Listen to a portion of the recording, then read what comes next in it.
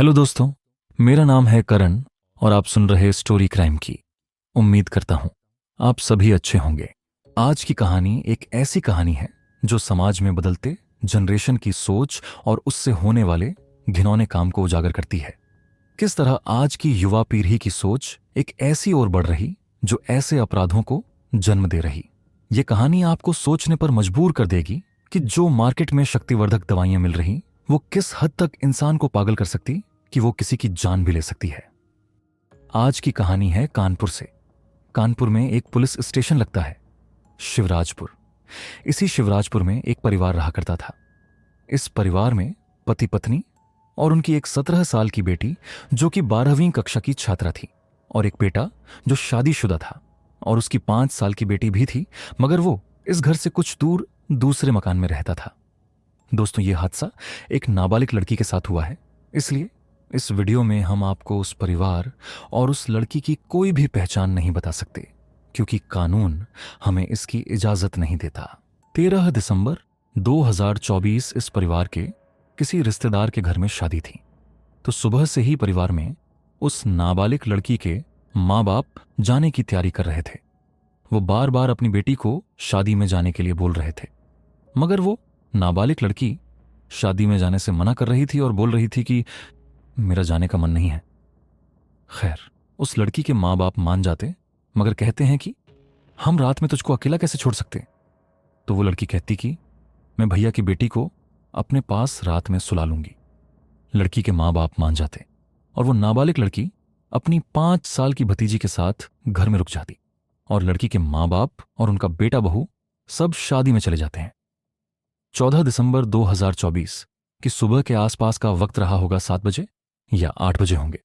परिवार के लोग शादी समारोह से वापस लौटकर जब घर पर आते हैं, तभी देखते हैं कि घर का दरवाजा बंद नहीं, सिर्फ भिड़ा हुआ था। तो अपनी बेटी को बार बार आवाज लगा रहे थे, लेकिन बेटी की तरफ से कोई रिस्पांस नहीं आ रहा था, इसलिए घर वाले थोड़े परेशान हो जाते हैं। आखिरकार जब घर का हर कोना छान मारा गया, तब उनकी नजर लड़की के बेड पर पड़ी। वहां जाकर देखा तो बेटी बेड पर लेटी हुई थी, लेकिन उसके तन पर एक भी कपड़ा नहीं था। वह एकदम निर्वस्त्र पड़ी थी।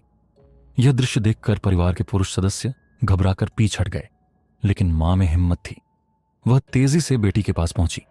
उसने बेटी को हिलाने की कोशिश की, लेकिन बेटी बिल्कुल बेसुध पड़ी रही।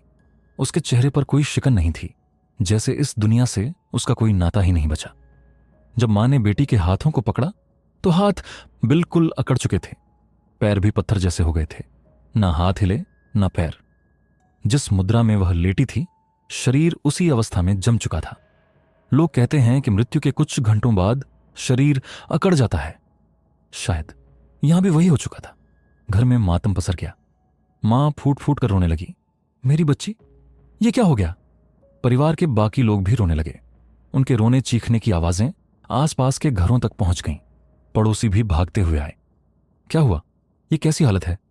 भीड़ बढ़ती जा रही थी। किसी ने बेटी के शरीर को एक चादर से ढक दिया। इसी बीच किसी ने कांपते हाथों से पुलिस को फोन कर दिया। फोन पर बस एक ही आवाज आई, यहां कुछ बहुत बुरा हो गया है, जल्दी आइए। कमरे में मातम, आंसू और सन्नाटा पसरा हुआ था। हर चेहरा सहमा हुआ था और हर दिल में सिर्फ एक ही सवाल, आखिर यह सब कैसे हुआ। पुलिस के पहुंचने के बाद फॉरेंसिक टीम मौके पर पहुंचती है। पुलिस और फॉरेंसिक एक्सपर्ट्स मामले की बारीकी से जांच पड़ताल शुरू कर देते हैं। लड़की की लाश को कब्जे में ले लिया जाता है। यह लड़की 12वीं क्लास की छात्रा थी, उम्र लगभग 17 साल के आसपास। जब परिवार के लोगों से पूछताछ की जाती है तो एक अजीब सी खामोशी छा जाती है। पुलिस पूछती है, जब यह लड़की घर में अकेली थी तब तुम सब कहां थे। परिवार के एक सदस्य ने जवाब दिया, हम कानपुर देहात के असलतगंज गांव में एक शादी समारोह में गए थे। हमने बेटी से भी कहा था, बेटा तुम भी चलो, लेकिन उसने शादी में चलने से साफ मना कर दिया था।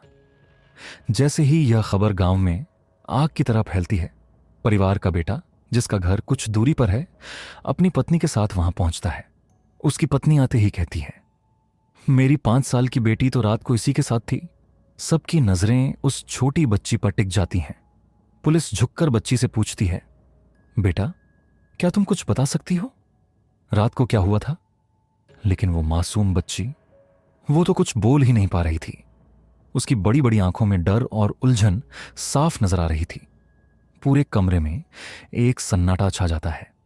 आखिर उस रात ऐसा क्या हुआ था जो इस बच्ची की जुबान पर ताला लग गया था?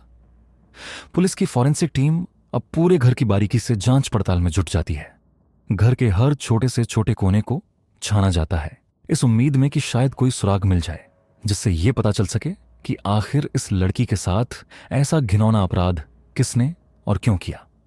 तलाशी के दौरान पुलिस को एक रैपर मिलता है। रैपर की जांच होती है और यह पता चलता है कि यह शक्तिवर्धक गोलियों का रैपर है। ये गोलियां किसी व्यक्ति की सेक्स पावर बढ़ाने के लिए इस्तेमाल की जाती हैं। यह देख पुलिस कर्मियों के माथे पर शिकन गहरा जाती है। आखिर यह रैपर यहां कैसे आया? परिवार वालों से कड़ी पूछताछ की जाती है। पुलिस पूछती है, तुम्हारी लड़की का किससे मेल जोल था? वह किससे बात करती थी? क्या कोई जबरदस्ती यहां आ सकता था? पोस्टमार्टम रिपोर्ट आने से पहले ही पुलिस को समझ नहीं आ रहा था कि आखिर मामला क्या है। लड़की के शरीर पर जबरदस्ती, मारपीट या चोट के कोई निशान नहीं थे। लेकिन जैसे जैसे जांच आगे बढ़ती है, पुलिस को कुछ ऐसा सामान मिलता है जिसे प्रोटेक्शन कहा जाता है। यह सामान बेहद आपत्तिजनक था। अब पुलिस को शक होने लगता है, कहीं ना कहीं इस लड़की के साथ जरूर कोई गलत, गंदा और घिनौना कृत्य हुआ है। कमरे में सन्नाटा पसर जाता है। हर आंख में एक सवाल था, आखिर वो रात इस लड़की पर कैसे कहर बनकर टूटी? पुलिस ने जब 5 साल की बच्ची से प्यार और दुलार से पूछा, बेटा क्या तुमने किसी को आते जाते देखा है? तो मासूम बच्ची ने हल्की आवाज में कहा, हां, मैंने एक लड़के को देखा था। हालांकि बच्ची यह नहीं बता पाई कि वो लड़का कौन था, कहां से आया था। उसका बयान अधूरा था, लेकिन पुलिस के लिए यह एक अहम सुराग था। इसके बाद पुलिस ने उस लड़की के मोबाइल नंबर और परिवार के अन्य सदस्यों के नंबरों की जांच शुरू की। मोबाइल की कॉल डिटेल रिकॉर्ड निकलवाई गई। सीडीआर से पता चला कि इस गांव से लगभग 20 किलोमीटर दूर एक गांव है जिसका नाम नेवादा है, और वहीं का रहने वाला एक लड़का है जिसकी उम्र लगभग 22 साल होगी, कुलदीप कुमार उर्फ शोभित। पुलिस ने बिना समय गंवाए नेवादा गांव पहुंची और उस लड़के को हिरासत में ले लिया। पूछताछ शुरू हुई। शुरुआत में कुलदीप ने वही किया जो अक्सर ऐसे मामलों में होता है। पुलिस को उलझाने के लिए तरह तरह की कहानियां गढ़ने लगा। लेकिन पुलिस भी पुलिस है। उन्होंने अपनी सख्ती दिखाई और आखिरकार कुलदीप टूट गया, और फिर जो उसने कहानी सुनाई, सबके होश उड़ गए। वह बताता है कि उसकी मुलाकात उस लड़की से सोशल मीडिया के माध्यम से हुई थी। दोनों अक्सर बातें करते थे और धीरे धीरे उनकी दोस्ती गहरी होती गई। फिर यह दोस्ती प्यार में बदल गई। अब दोनों एक दूसरे से मिलना चाहते थे, लेकिन मिल नहीं पा रहे थे। तभी लड़की ने कहा कि उसके माता पिता एक शादी में जाने वाले हैं और वे उस दिन मिल सकते हैं। लड़का बोला, ठीक है, जब तुम्हारे माता पिता चले जाएं तो मुझे बता देना। इसके बाद लड़का अपने एक दोस्त को यह बात बताता है कि लड़की उससे अकेले में मिलना चाहती है। वह दोस्त से पूछता है, मैं क्या करूं कि वह मुझसे खुश हो जाए? तब लड़के का दोस्त उसे एक शक्तिवर्धक गोली दे देता। 13 दिसंबर 2024 की शाम को लड़की के माता पिता एक शादी में जाने की तैयारी कर रहे थे। उन्होंने अपनी बेटी से शादी में साथ चलने को कहा, लेकिन वह मना कर गई। उसने कहा कि उसे अपनी पढ़ाई और स्कूल का काम करना है। दरअसल उसके मन में कुछ और ही चल रहा था। उसने अपनी 5 साल की भतीजी को घर पर रोक लिया। जब उसके माता पिता शादी में चले गए तो लड़की ने कुलदीप को घर आने के लिए बुलाया। लगभग 8 बजे कुलदीप उस नाबालिग लड़की के घर पहुंचा। दोनों ने काफी देर तक बातें की। देर रात हो चुकी थी और 5 साल की लड़की सो गई। इसके बाद कुलदीप ने कहा कि उसे थोड़ी गर्मी लग रही है। दरअसल वह घर से निकलते समय अपने दोस्त द्वारा दी गई शक्तिवर्धक गोली खा चुका था। इसके प्रभाव में आकर कुलदीप ने उस लड़की के साथ शारीरिक संबंध बनाए। वह पूरी रात ऐसा करता रहा। उसने लड़की के सारे कपड़े उतार दिए थे। धीरे धीरे लड़की की तबीयत बिगड़ने लगी। उसे ठंड लग रही थी, लेकिन कुलदीप दवा के नशे में इतना खो गया था कि उसे कुछ समझ नहीं आ रहा था। वह बस अपनी हवस मिटाने में लगा रहा। जब उसने देखा कि लड़की अब हिल भी नहीं रही है, तो वह घबरा गया और लड़की के घर से भागकर अपने गांव चला गया, जो कि 20 किलोमीटर दूर था। अगले दिन वह स्थानीय समाचार चैनलों पर लड़की के बारे में कोई खबर तो नहीं चल रही है, यह देखने लगा। अंततः पुलिस ने कुलदीप कुमार उर्फ शोभित को गिरफ्तार कर लिया। पुलिस ने लड़की का पोस्टमार्टम करवाया और पाया कि उसके साथ कई बार शारीरिक संबंध बनाए गए थे। शरीर पर कपड़े नहीं होने के कारण उसे ठंड लग गई और उसकी मौत हो गई। यह खबर जैसे ही गांव-गांव, गली-गली पहुंची, लोगों में सनसनी फैल गई।